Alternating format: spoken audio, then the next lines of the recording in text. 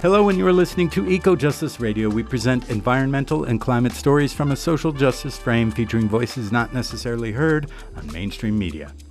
Eco-Justice Radio acknowledges that we recorded this show on the traditional territory of the Eidt people and all of their relatives in the place we call Orange County, California. Welcome, I'm Jack Eidt. On today's show, Migrant Ecosystems, Art, and the Journey Beyond Borders. We feature a conversation with Salomé Restrepo Alvarez, visual artist, teacher, and cultural manager from Bogota, Colombia. She addresses social realities through art as a political dialogue with a feminist and decolonial approach. Salomé Restrepo is from Bogota, has a Master of Fine Arts and Master of Peace Education from the District University of Bogota. Her work addresses gender, migration, and memory with projects such as The Body as a Territory for Peace. She has taught at the Colombian University, in addition to co-directing the cultural platform podcast Culture en Route. Her work is presently featured in the 2025 SACO Contemporary Art Bienal in Antofagasta, Chile.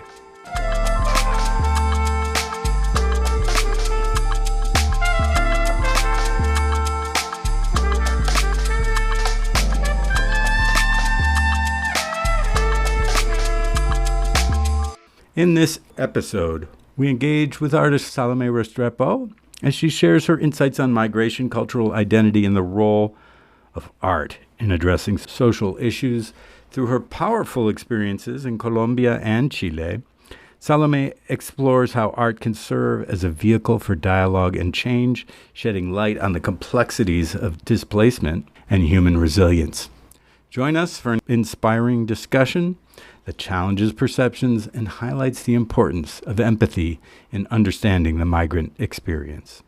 I first encountered her at the SACO Contemporary Art Bienal, which she was constructing her piece Migrant Ecosystems, thematically connected to the Dark Ecosystems, title of the show, taking place in the world's driest desert. The Bienal SACO exhibition emphasized the connection between art and science, seeking to showcase contemporary artworks in spaces all over the city of Antofagasta. The show, presented in a region whose economy is dedicated almost exclusively to mining of rare earth minerals like copper and lithium, celebrates what they call the dark biosphere, which may include subsurface microorganisms that defy any theory about what life can endure. Yet, this dark biosphere can also be interpreted as the multitude of ways that people and communities can survive and thrive in this most inhospitable desert. The Bienal SACO featured artists from all over Latin America, Europe, North America, and Asia. We begin with a poem by Salomé Restrepo, What Do the Eyes See? What do your eyes see when you decide to live? Could it be handfuls of earth and dust waiting for you to join them? Or the inhospitable jungle where all hope fades away? Or do you simply close your eyes in a cell you surrendered yourself to? Why do you live? Because they threaten you and your family. Because you have nothing here or there and you belong anywhere. Because your family is there. Because you don't know where to go. Because you simply want. And how do you live? On foot, like a mentioned wanderer, crossing mountains and deserts. With your eyes closed, in a truck packed with sacks, hoping not to be discovered, on plane with a one-way ticket, or in the cloud of a dream. Who are you? A mother, a father, a brother, a sister, a friend, a wanderer, a migrant, a legal one, an illegal one, a relative, a stranger, a criminal, an innocent, a child, an uninhabited soul. How do they take you out? Do they destroy your home with backhoes? Does the police come to drag you out, or the army to erase everything you are? Do they come in, put their feet on your table, eat your food, and sleep in your bed? Do they tear you away in front of your children, forcing you to cease being recognized? Do they abandon you next to a symbolic line that means nothing? And nothing, absolutely nothing. That it's a border that is nothing to anyone, but at the same time, everything to everyone. A line, a mountain, a river, a fictional space, a stroke drawn in a place that says that by crossing it, you stop belonging, a line that divides what should be from what it's not, a line that stretches into your body even after crossing it. That is nothingness. Well, welcome, Salomé, to Eco Justice Radio. It was really a pleasure meeting you and our experience in Chile in June and July. So I think your work is pretty personally. I thought it was amazing. It brought up so many important issues, so many things that are happening between Latin America and the United States as we're seeing ICE raids happening in this country of people who are just trying to work for a day. A guy was grabbed off the street yesterday who was selling strawberries. You know, these aren't criminals. These are people trying to work. And why are they migrating? And so I think these issues are extremely important. And so your role as an artist, the way you put out your bio, I think it's pretty intriguing. This approach to, it's a way I like to see art as how can art be a vehicle to inform, but also to energize, to inspire. So your approach to our work as a political dialogue, could you explain what that means to you? I understand art as a way of think different. Sometimes art can make change in the view that a person have of a social issue, of a problem that is happening in the world.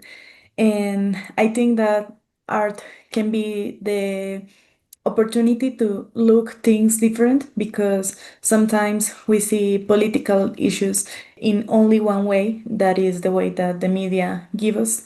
But I also think that art have the possibility of or the opportunity to touch people in the sensitive part that we all have. So art show you the real face of the problem, show you the sensitive, the story that is behind, that is so strong because it can make that happen something different with the problems that we have. It cannot be always something that changed the world because saying that is like something very difficult change the world with the art, but I also think that art have that strong thing to think different, to see the things in another view that we don't always have in front of us. Yeah, that definitely brings up the issue. Well, can art make an active difference in the political realm?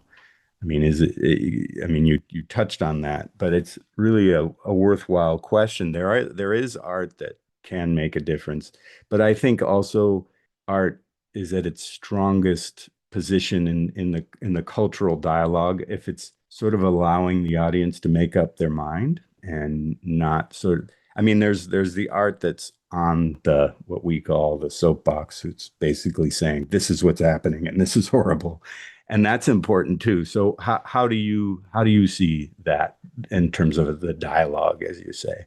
I see that art show you like these problems, but not only with the view and the sound of the situation. You can also experiment the things that is happening. So sometimes there are artists that create like installation or projects that touch the people even in other feelings that are not always related by the presented of the media.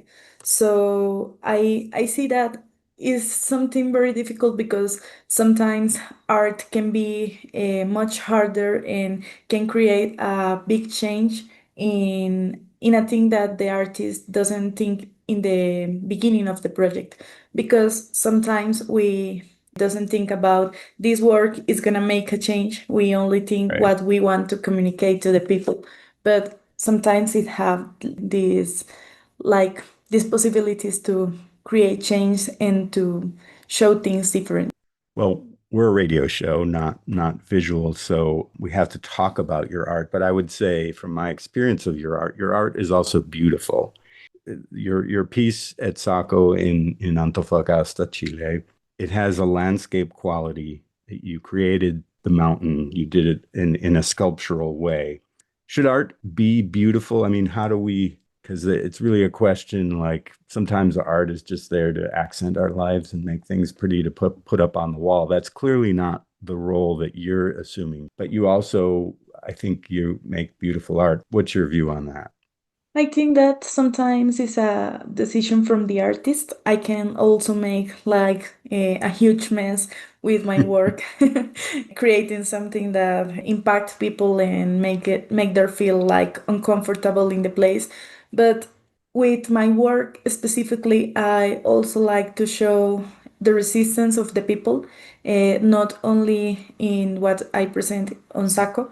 I also like to show how communities make resistance to some like problems that are always in their lives, economical, political, social problems, and they found the opportunity to go in a different way or to create a resistance from the arts. So I also like to show beautiful things that have in the meaning of them the problem that is behind, because I think that sometimes for me it's not so good to show like all the disaster that is in the problem, because we see that all the time.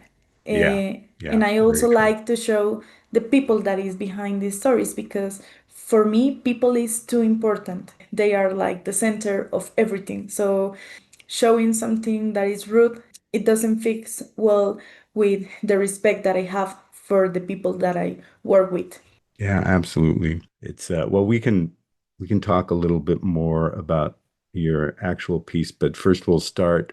So, as we said, you're from Colombia, and we met at Bienal SACO, which is a every 2 year art presentation that takes over the city of Antofagasta on the coast of Chile. The show is called Dark Ecosystems. Can you tell us how you sort of made that connection between your world in Colombia and down to Chile? Okay, it have like a history before the Bienal and the connection with Chile. I was interested in work with people that was migrating here in Colombia inside the country, that is called displacement by the armed conflict that we have like from since 50 or 70 years ago in the past. So I was interested in these flows that have the migration, how the people carry their home and go to another place. And I found the open call of SACO, and I was interested about how a lot of people from Colombia since 2012, around these years, decide to start to go to Chile and create like a big community of Colombian people that go to work and then back again to Colombia, but sometimes people that stay there and send money. In Colombia happens something that is a lot of people of the country go to another place. The people here all we have like family in Europe, in US, also in other countries of Latin America, in Asia. So I was interested of that, and I saw the call of SACO that is called the residents. So I decided to present a work for the residents in migration, multiculturality movements in Latin America, because of this interest that I told you before. So I post my work and they select me in the Latin American open call, and I go for 1 month last year in 2024 to Antofagasta and make like a big scale investigation to go into another place, to all the places where the people were creating these kind of neighborhoods that was places that can be habiting, and they create like their houses and start to create like little countries in this space. So I make like a really long investigation that when I came back to Colombia, it keeps going, and also have a mixed or a feeling with the migration problems that are in the world from the last year. So it's like a really big investigation that I've been doing in these years, and that is the way that I go to Antofagasta last year. Yeah, it's really intriguing the web of a lot of people in this country, the United States, think of just how the people are coming here, but there's a lot of migration all around South America, and there's other migrations that happen towards Europe or other places. So, Migrant Ecosystems was the title. And so, putting it, of course, Dark Ecosystems is the overall show, so it fits in that way. But I think that you're looking at these migrant worlds that are created as a sort of ecological community with interconnections. And I mean, how do you look at that? How they function within a society, often outside of that society? I put the name of migrant ecosystems to that work because I think of migration as something that not only happened there in Chile, not only happened here in the place where I live in Colombia, that is near to the capital, Bogota. It not only happened in US, it's something that happened in all the world and have like the same way of work.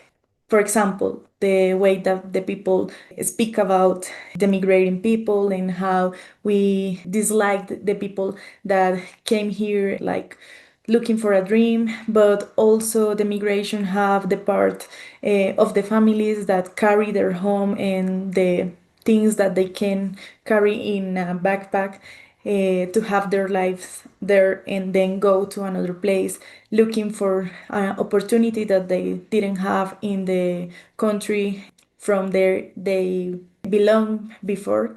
But I also see migration like an ecosystem because the construction of the places where the people lives. It happened that here in Bogota we have like houses that are created like you don't know how this house is stable and people can live there, but people start to create houses with their own hands and start to create a place, in a place that is inevitable. And it happens too in Antofagasta, in places that the sand didn't leave the people to build good the houses. They start to create like structures or things to make like their lives like better in a way because it's like the first thing that the people do to feel that they have a place to belong. And in terms of ecological things, is very difficult because sometimes they don't have water, they don't have gas, they don't have like the minimal things to have a normal life or a normal house. So they start to create like these creativity ways to solve those problems around the conditions of the places that they live. Yeah, it's pretty amazing, and it's harder. People from this country don't under there's we have all these laws that make it difficult to build what would be considered affordable housing, and as a result, our people live as what are called houseless, homeless, and they create if you go around Los Angeles, there are pop-up communities on any square foot of land that is not inhabited by a house. It's and that doesn't have a fence on it, anything that's accessible to the public. There's people trying to live on that. And so people in this country often say, well, we don't have shanty towns like they have in Latin America. But no, we have worse than shanty towns because the benefit of this type of do-it-yourself housing, which is dangerous. Okay, it's at risk from flooding, from earthquake, from issues, and it's often built on unstable land. They're up and on the issue of Antofagasta, it's up on the side of hillsides. Rain is very rare there, but we had a little bit of rain while we were there. It can happen. And So, it was like a totally mess. When it rains, it's like all people get crazy there. yeah, it's like in the north of the United States, it's like as if it snowed. They cancel school and everything. It's really interesting how the climate fits in, and this is also a place where there's so little rain. There's no vegetation. It's basically rock. There's a few places into the Pampas and the desert of the Atacama where there's some trees that can grow because of more underground flow, but that whole Pacific coast has, an incredible very steep mountain range that should be uninhabitable to all human beings, but with multiple creations, which brings me to sort of why people end up in this. This is Antofagasta, which before I went there in 2024, I don't even know if I had even heard of, and it's a pretty large city. It's a mining community. There's not much in terms of tourism or anything else. It's the economy and the social reality is based around the multiple interests of mining. It's where they process, it's where they ship out through the port of the multiple, lithium, copper, silver, and a history that in other shows that I've done and talked quite a bit about that. So we have just a couple of minutes before the break. People are coming for the mining community, but did you find that that's what, because you talked with people, you were working with people, what's attracting people from far away? I see different things in my investigation.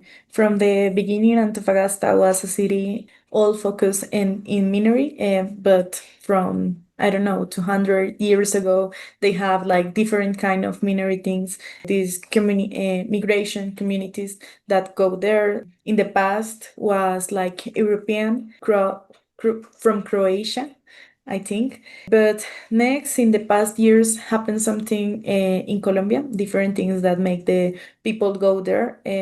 First of them was the armed conflict that I talk about.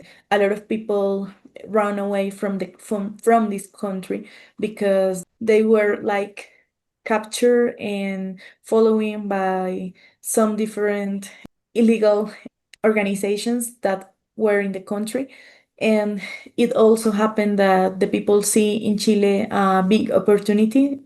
In Chile happened something that was like the first country of Latin America that have like this full open mind political to be like full capitalism 100% and think about the industry all the time, and the minery was the first thing of these political terms.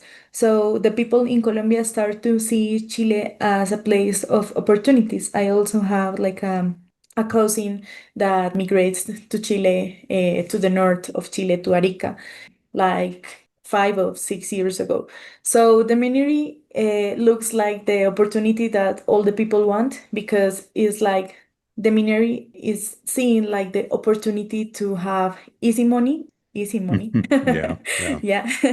And have like a work that have all the things that the people need, like health and a place to live, and it make you like can create something bigger in a place that you go. So a lot of people see Chile like they go there and live in this kind of neighborhoods, and they're and then they start to build their houses and work in minery and create and have like more money, and they make money to take to Colombia. It's the same thing that happens in another countries. The people go there and work so hard in different works. They have 2, 3, 4 works in a day, and they keep money and they came back to Colombia, and here they invest in some things, or sometimes they stay in the country and look for a better life. It's not also the minery, it's like the money that they show they have in the place, the thing that is attracted to the people that doesn't have like a lot of possibilities in the country where they live before. Yeah. There's a lot more we can say about this. We're going to take a quick break and come back. You are listening to Eco Justice Radio, listener-supported media outlet. Please consider making a donation to ensure that we can continue to provide socially and environmentally driven content. Donations can be made at ecojusticeradio.org or SoCal350.org for an extended version of this interview, as well as other benefits. We encourage you to become a member of our Patreon at patreon.com/ecojusticeradio. Today, you're listening to Migrant Ecosystems, Art, and the Journey Beyond Borders. I'm your host, Jack Eidt, and we feature a conversation with Salomé Restrepo Alvarez, visual artist, teacher, and cultural manager from Bogota, Colombia. She addresses social realities through art as a political dialogue with a feminist and decolonial approach. This is a clip from Between the Mountains and the Desert by Salomé Restrepo Alvarez. En un camión repleto de bultos, esperando no ser descubierto. Recorriendo en un avión con un pasaje sin regreso. Con los ojos cerrados. O en la nube de un sueño. En un camión repleto de bultos. ¿Quién eres? Esperando no ser descubierto. En un avión con un pasaje sin regreso. Un hermano. O en la nube de un sueño. Una amiga. ¿Quién eres? Un amigo. Una madre. Un caminante. Un hermano. Un migrante. Una hermana. Un legal. Un amigo. Un ilegal. Un caminante. Un migrante. Un legal. Un extraño. Un ilegal. All right, so we're back and talking about migrant ecosystems and the conditions that force people to pick up and leave their home, their people, their economy, their way of life, their culture. You've talked a bit about the conditions in Colombia. It seems like things have been a little more stable in recent years there. That's the first part of this question, but we have also socio-economic forces that are happening in Peru, Bolivia, and Venezuela, which have experienced significant political chaos, meaning, we just have, the president of the United States wants to regime change. The head of Venezuela, there's a 50 million, whatever, bounty put on his head. That doesn't create a society. There's been blockades. Bolivia's had multiple coups, multiple questions about who's in charge. There's been, many years under Evo Morales. There was, relative peace and stability. He was far from perfect in terms of things that were going on, but after, there's still fights over who's can he run again, and there's a lot of issues going on. And Peru also had a coup that was, the military involved. So these are conditions that cause people to feel that instability. How are you seeing in terms of, how do you see those forces playing out with people needing to move? Yeah, I think that in Colombia we always have like a false calm because we have Yeah. very, very deep problems that are keep going in years, in generations.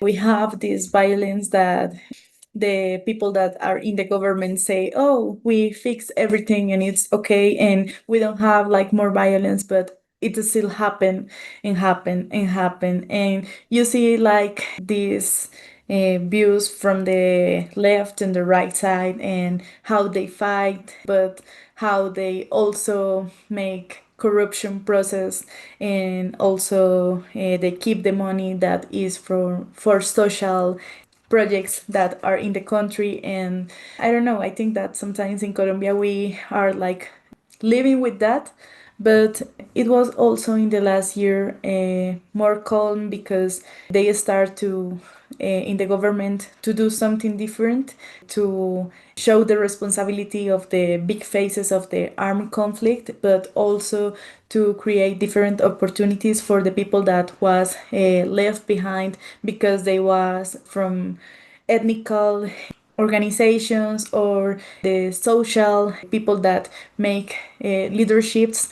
So it's too difficult because it's like something that you have to see from the all the history, and we also have like big problems with this exploitation that we left the permission to another countries that make projects here in Colombia and have like all the money that we have in our environmental spaces and keep the money, but also keep exploring the land, the people, the all the things. So I think it's something a little bit complicated.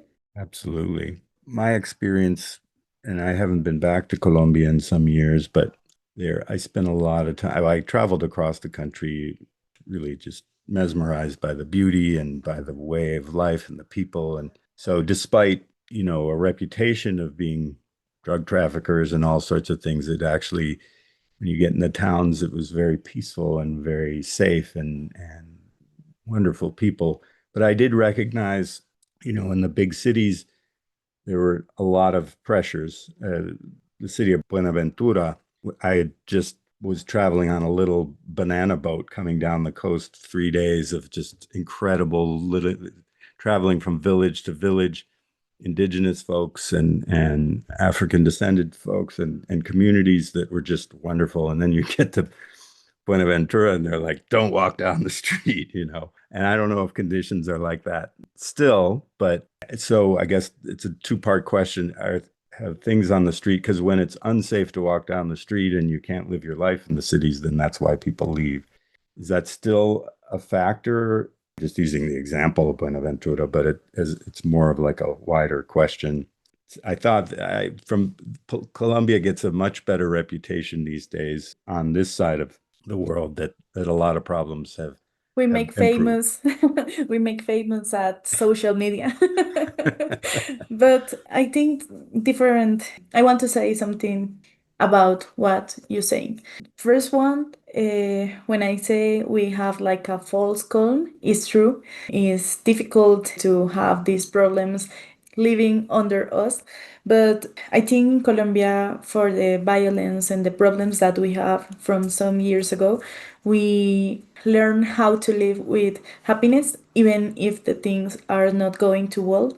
The first thing that I say to you when we start to talk was about that, the resistance. I really look that every day in Colombia with the people that I talk with. Also, this thing that not go that way for that street, it's something that happened from some years ago because they are like some kind of resources that happen in the cities but also in the countryside that are controlled by some legal and illegal like organizations. Sometimes they are controlled by industries, but sometimes they are controlled by these armed groups. So they like make this interwar and start to fight against each other and have these territories. And you came to Colombia and you know, okay, from that street to that street, you know, is the territory of that group. And then if you go to another place, you know, you have to be careful. Sometimes it happens something here that is these armed groups protect people. So if you are in their territory, they make like this security to your place, but it's also have like a pay for that. Sometimes it's economical, sometimes is to respond or to be behind people that make bad things. So you have to understand for what place you can go. And in the last years, it started to happen something, and is that the conflict and the problems start to be like more specific because they are people. Like 1 week ago came a notice that say that Mexican and Italian mafias came to Colombia and start to create here like this kind of mafias like the narco traffic in the 80s, but Right, right. directed by different people, but it also affects the people in Colombia. So the problem started to become bigger, but we also have these social media looks that show the beauty of the country because we have like this happiness, but also these beautiful places, but also the violence that is like under us. So it's like a lot of everything, I think. Well, one thing that I failed to discuss about your bio, you refer to yourself or your work as a gestora cultural, which my translate would be a cultural manager. But if you could explain to me, because it sounds like that's your sense of these different forces is really what. So if you could explain what that role is and how it translates to your art. It's something similar to cultural manager, but I also like to see that not in the way of the business of the art world, because we know that cultural management have this part, but I also see being like a gestora cultural as something that is related to education process that you create between the arts and for the people of the different places of the country. So I used to develop some projects, investigation and creation projects that involve people and create with them like different spaces and situations to like can talk about these problems that I told you before, but have the art as a way to express themselves in that cases. So I see it like more in that side, something for the education, for the create opportunities for the arts in Colombia, because art in Colombia is like not one of the priorities of the government. So I like to create different opportunities for the people that is around me and make that like from the art. Yeah.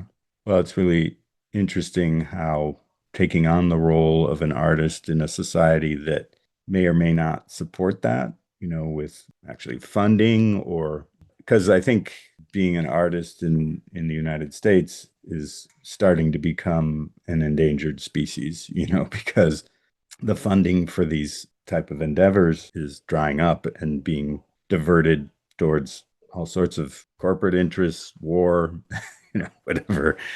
So do you find you're able to express yourself and develop yourself as an artist? How do you survive in the world? Wow, that's a very, very difficult question. I know, and you don't have Yeah. to answer it if you don't Yeah, want. no, it's the one that all the people ask when you told, oh, okay, I'm an artist. Okay, and an artist can eat and pay the rent or something like that.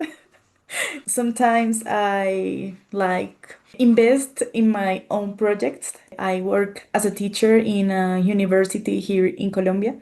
So that is my first like economical term to keep my life. But I also present myself to some like grants that appear in Colombia and also in international spaces that make this kind of grants from for Latin American artists. So I do like I say that is like a circus artist that make like these things with the balls and doesn't left that one ball. I think that art is the same. You are all the time like making things to can do the works and also to can create this kind of projects that doesn't have like a economical thing in the front of the project and also survive and do other things. So it's is like you do a lot, Yeah, but well, it's satisfying.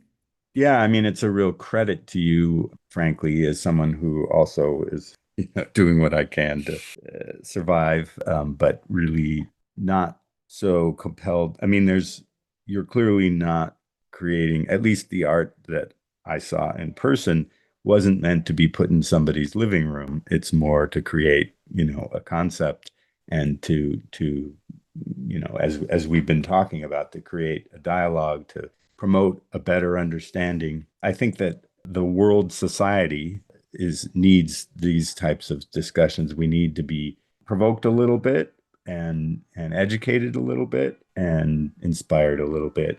And so I feel that that's kind of what your angle is on that, and I appreciate that. We're again coming up against a break, so this question might get longer, but I think that we were talking a bit about these communities in Antofagasta where you were doing your research.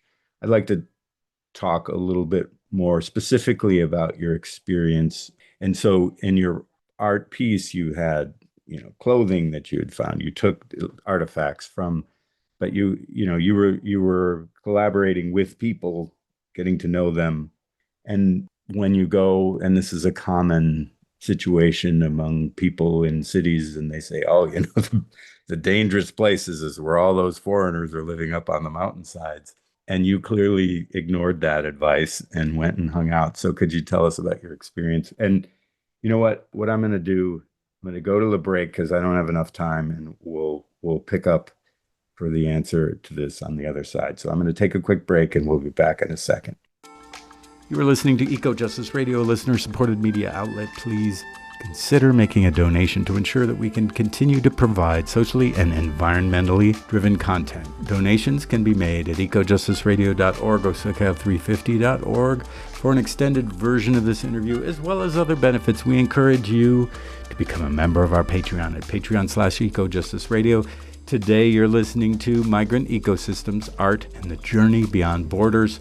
I'm your host, Jack Eidt, and we feature a conversation with Salomé Restrepo Alvarez, visual artist, teacher, and cultural manager from Bogotá, Colombia. She addresses social realities through art as a political dialogue with a feminist and decolonial approach. This is another clip from Between the Mountains and the Desert by Salomé Restrepo Alvarez.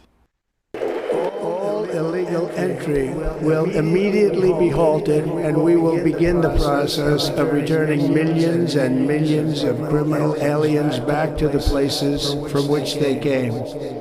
We will reinstate the journey to reclaim our republic has not been an easy one, that I can tell you. I was saved by God to make America great again.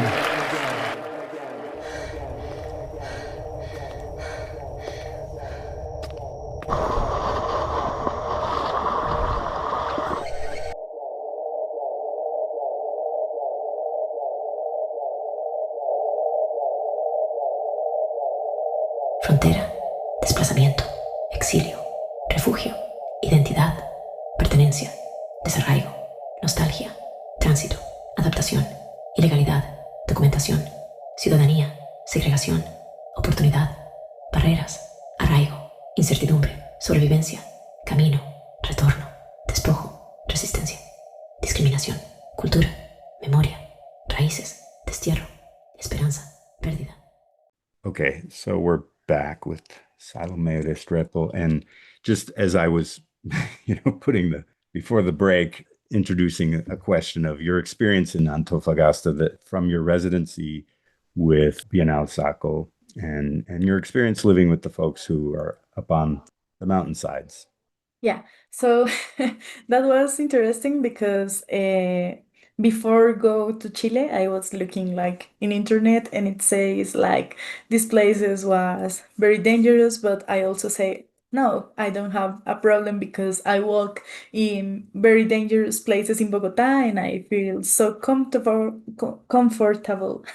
in that places. So I say, okay, I can do it that. But when I go to Chile, SACO join us for some interviews that we have with the people in the neighborhoods that was like a little bit dangerous, and sometimes they take us in car to that places. But I also was in the residence with an artist from Paraguay that is called Belén Rodriguez, and Belén also go with me to that places. So I was never alone, fortunately. But we have a day that we make like a performance, like for a symbol of the migration.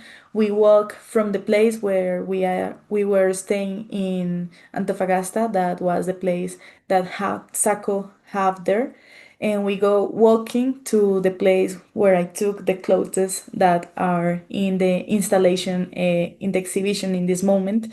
But it was also one of the most significant places in the research. So we walk for 14, 15 hours from 6 a.m. also to 4, 5 p.m. or no, I think that was 8 p.m.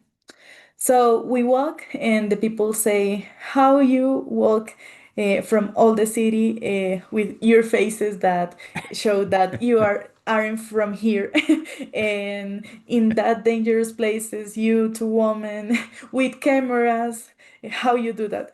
So we say, okay, no, we do that. We believe that something in the world is gonna keep us safe, and it goes good. I also think that sometimes people make like exaggerations, and Yes. sometimes there are places very, very dangerous here in Bogotá, that more dangerous than Antofagasta. So Yes. for me, it was like a walk in the park. Exactly. Yes, that's my feeling too. Yeah. Well, that's impressive because it takes some experience as somebody who, travels a lot and have been and I've been mugged on the street on the street in Panama. And I know how it feels. So you do have to be careful. And my sense of certainly in the daylight hours, it's just a lovely neighborhood. I guess there's always bad luck, but I think that Chile, to me, we could talk more about how you were referencing it as a pure capitalism reality. So it doesn't have the dangers of a lot of places which thrive. It's not necessarily a fascist country like it was for a period during the 70s and 80s, but it has the fundaments built into the society, which a lot of things that they said about the Pinochet dictatorship is the trains used to run on time, and probably the police kept things in order. For whom, of course, is the question. But it balances out that Chile is a pretty safe country, even but also, so the conditions, what were these neighborhoods like for you?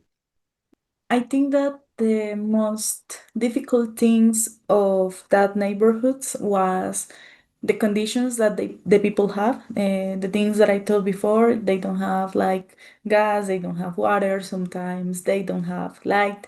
They like take the lights from these things that distributed them in the city. So that was like the most difficult things, but also the conditions that they create like their own countries in that places. I go to a place that is called Los Arenales, that is like a macro camp where all these little neighborhoods make like a counseling where they start to create a place where they can live that have security, but they also told us that sometimes not all the migrating people are good, not all the people are looking for a dream or an opportunity. Sometimes there start to came these illegal and armed organizations that start to create like I don't know, to start to murder people, start to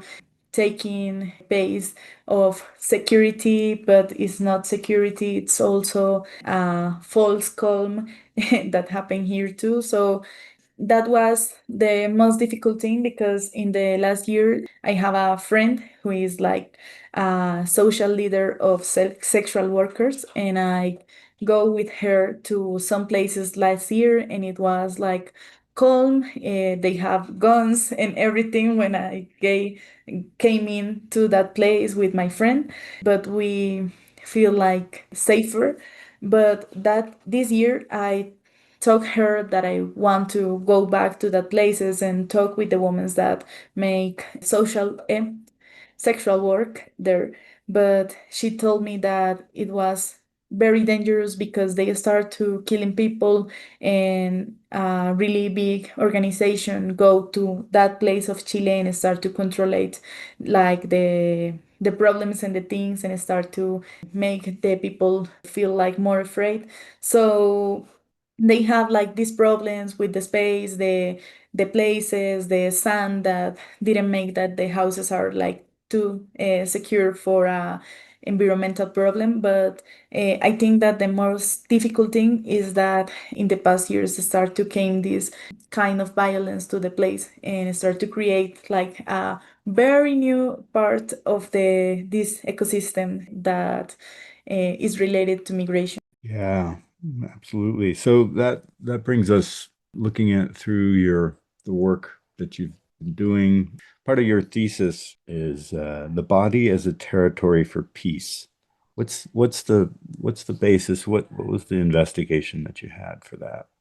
I make a master in education for peace here in Colombia, and we make a research with people who were responsible of these murders that was made by the government. It was also people who work in the army, but they make like these they killing people to show they were making team builders, and they were like finishing with the conflict, but all the people that they killed was people for the from the social spaces, or sometimes they were kids and they look only the numbers to show the country they were doing things good.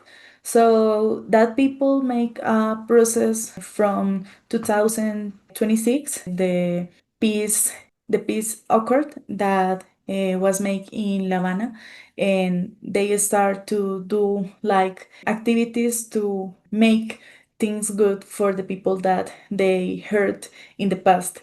But it was very difficult because the victims of the armed conflict didn't feel comfortable with these people that killed their sons, their fathers, their mothers, Yeah, their absolutely. sisters. So I start with the group of the master that were 5 people, most of them artists. We start to create some workshops where we start to create like a relationship between these people that make the things bad in the past and the victims of the armed conflict, and start to look for a conversation between them. We didn't look for like the forgiveness. We were looking for creating this process of peace that have more most of them that were most of the things that we were looking for was restoration and like healing the emotions of the people. So my work, the body as a territory of peace, start to think how art can be a vehicle to create this kind of conversations, but not with the words. It must have like some performance exercises where the people see each other and recognize each other as the past and the present and the things that they want for the country. So it was like a 2 years project, and it was very beautiful because the body can explain sometimes things that we can say in words. In my work, I can see that all the time, not only in that thesis, also in the places where I work with people.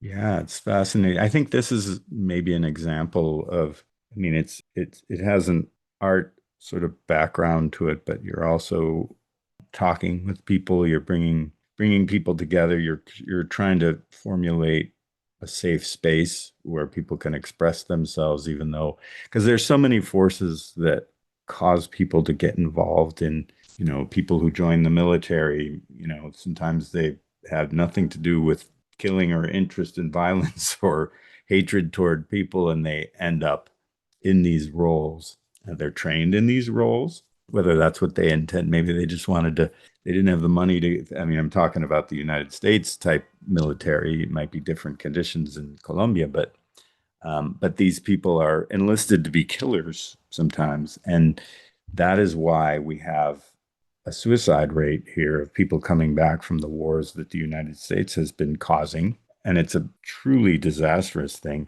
let alone the people who are impacted. It's the killers, their own damage to themselves and their lives and their families, and but how they're affecting the people, and we don't have those kind of dialogues for what's going on, the war-based economy that we're living in this country now. So I think that's really, for me, it's very inspiring. Is there more outgrowth that, is this something that could continue? Because I think it seems really useful. Yeah, I hope that this kind of works continue. In this moment, from like 2020, the government makes something that is called the Comisión of la Verdad, that is like inform where they talk about the violence and they start to create this kind of restorative process, and keeps going from this moment, and they start to do like other peace process with other kind of armed groups, because in Colombia they are like a lot. The one of 2016 was Las FARC, but we also have another groups, and the Right. government is doing this process. And in my work in particular, I really want to keep going of doing this kind of research that involve to make something with the people and can leave something for the society, I hope. Yeah, it's really lovely. So your work employs mixed media, photography, video, performance, visual art, and these installations, sculpture, mixing, taking found objects. How do you manage what's your, in terms of your theory of your creations? How do you look at bringing all these different mediums together? I used to like to think about my work as a big scale collage. It's like Yeah, mix yeah. all the media and can have like different language, not thinking about the language first. I think about the research, and then I start to think, okay, this research can be taught in that language. It's better to be like in a performance or also in an installation or can be a painting. But I like to think that I make like big collage and mix things and make like different things that can be like in one space, can be mixed and works together. I love that. I thank you for, I really, I think your work is inspiring. It's informed in terms of political. You've done the due diligence, the learning, the background to understand these different views that you're putting out. And it takes a certain amount of bravery to just jump into a difficult dialogue. So I credit you and thank you for what you're doing. And I wish more of your work that you'll inflict it on the world and get more people to see things. So your view of Bienal SACO, there were many different, and we were part of a big sort of social connection with a lot of different artists across Latin America, from Europe, a couple from North America here and there. What was your feeling about that experience? My word for the experience was connection. I think that connection is the best word to describe Saco because we feel we are close even if we live in total different places of the world. I can see similarities between people from Asia, from Europe, even with you when we talk. I see we have like this kind of problems that happen in all the places, but also the emotions, the connection with the people. For me, that was the first word that talk about it. And also, I think that Saco has something that is the possibility to show art as experience more than a art that you can put in your living room. And it's so important because sometimes we need that art be experience that touch you inside in that sensibility parts that all we have and that can make us think different about what is happening in the world. So for me was the connection and the opportunity to create something different. Yes, I definitely you would concur that it was a pretty amazing bringing together of different people and different creations and with very much a conceptual environmental theme. Dark ecosystems could be vague or it could be specific, but I liked how it was different artists took different manifestations of it. So, Salome, I really appreciate you taking your time out to share with us today. And could you tell listeners how they can? You have a podcast, of course, for Spanish speakers, but could you tell our listeners how they could follow your work, get in touch with you, your Instagram, etc.? Okay, you can follow me on Instagram. You can find me as Salomé Restrepo. Point A is SALOMERESTREPO point A. And I also have a podcast that is called Culture on Road, that is Cultura en Ruta en español. And in my Instagram, you can find my portfolio, my my webpage, and you can see my work and my process. And I also post like a lot of things of my research. So if you want to follow me, all my information is there. So thank you so much, Jack, for inviting me to this important space. I really appreciate that.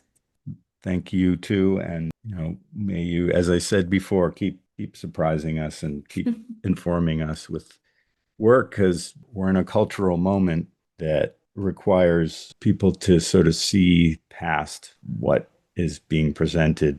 Often the traditional media, or however it is not really giving you a clear picture, and people are being lied to. And we find people with strange prejudice against migrants. And it's manifesting in a really dangerous thing in this country. But, we saw in Chile, there's a lot of attitudes that are, not as virulent as they've become in the United States, but they could become that way. And we need to recognize that we live in a global community here. And, there are borders, and those borders are created by institutions rather than humans, and that ecosystem spreads across that border. And we have to recognize that they, for health, for all of us, we need to flow back and forth. I mean, I would say, from my own personal experience, to be able to cross the border and heading south through Central America, Mexico, and into South America,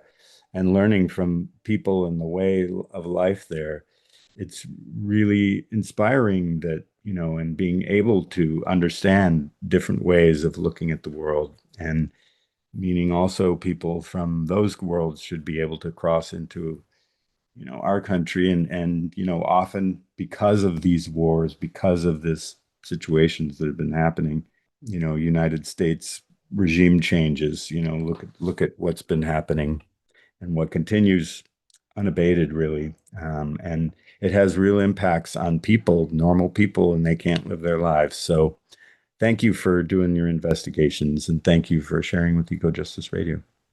Thank you so much. Thank you to Salomé Restrepo and Bienal SACO in Antofagasta, Chile. And thank you to our listeners for joining us. This has been Migrant Ecosystems, Art, and the Journey Beyond Borders. For an extended version of this show, become a member of our Patreon or visit our website at ecojusticeradio.org. Please connect with us on social media at Ecojustice Radio, SoCal350, and Wilder Utopia. If you like what you've heard and you want others to be informed, subscribe and share the episodes.